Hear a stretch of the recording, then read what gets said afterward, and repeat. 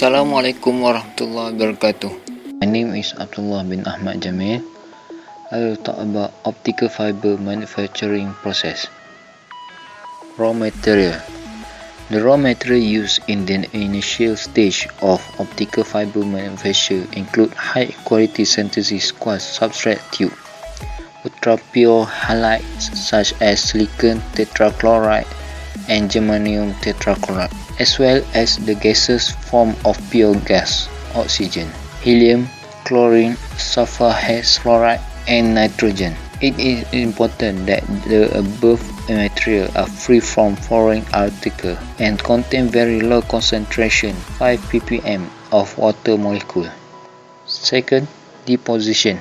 An oxyhydrogen burner heat a section of the rotating quartz substrate tube to 1700 degrees Celsius. This creates a radial reaction zone where the oxidation of halide occurs. The silicon dioxide and germanium dioxide particles are deposited in the inside of the tube, downstream from the burner, by the process known as thermophoresis. Chlorine, which acts as a drying agent, is produced as a waste product. As the burner repeatedly passes over the tube, it sinters and melts the layer of sooty particles into successive layers of glass. In the final few layers, the concentration of germanium dioxide is increased, there creating a region of high refractive index that will become the fiber core.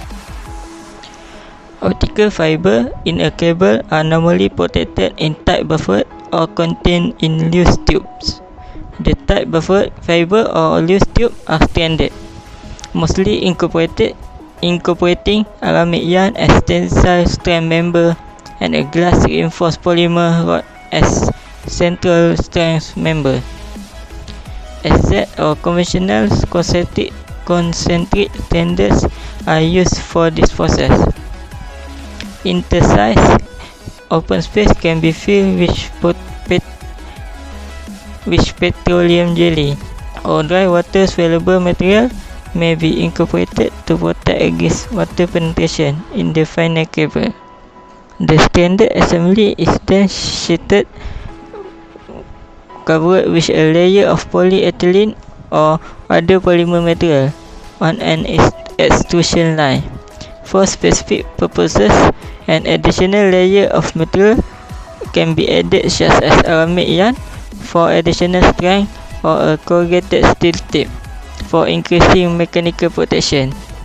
For increasing mechanical protection tests and measurement of a cable parameter are conducted at various stages of production and prior to dispatch to the customer. Collapse. Once the required number of layers of glass with appropriate refractive index have been deposited and seated by the burner, the tube is collapsed to form a solid glass rod called a freeform. My name is Afnan and I am going to talk about sleeving. In order to increase the length of fiber that can be drawn cost effectively from a single preform, the preform volume is increased by sleeving. This is done by inserting the preform into a thick synthetic quartz glass tube. The two are then fused together at 2000 degrees Celsius using an oxyhydrogen ring burner, which moves vertically upward. Optical fiber and cable testing. Performance verification forms an integral part of the manufacturing of optical fiber.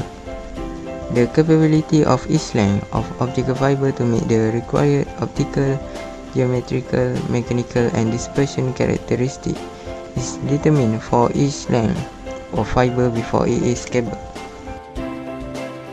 The optical attenuation is rechecked after cabling in order to verify that it has not been significantly altered by the cabling process.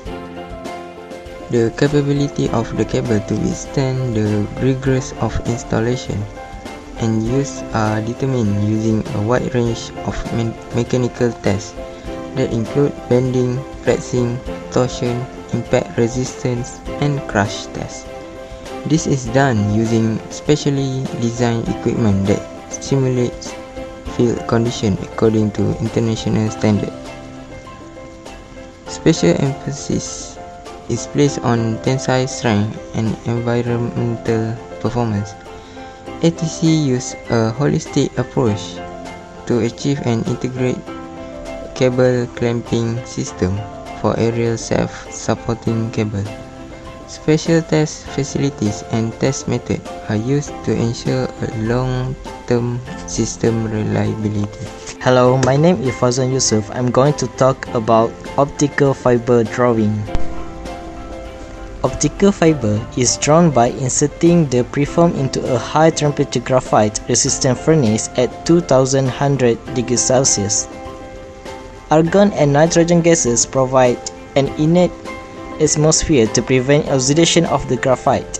A laminar filter airflow ensures that the preform surface remains clean. The furnace is located at the top of the tower in a class 100 clean room environment. The latter is very important as any particle that adhere to the optical fiber during the drawing process may act as a defect center for crack propagation, causing the fiber to break. The preform tip softens in the furnace and is drawn down to a 125 micrometer diameter optical fiber in a free flow process. The core to cladding ratio is maintained from the preform to the fiber. The optical fiber is cooled in a helium cooling tube and coated with dual layers of ultraviolet radiation cured acrylic resin, which provide protection against mechanical damage and moisture ingress. For identification purposes, optical fibers are colored either by inking or by pigmentation in the coating process during fiber drawing.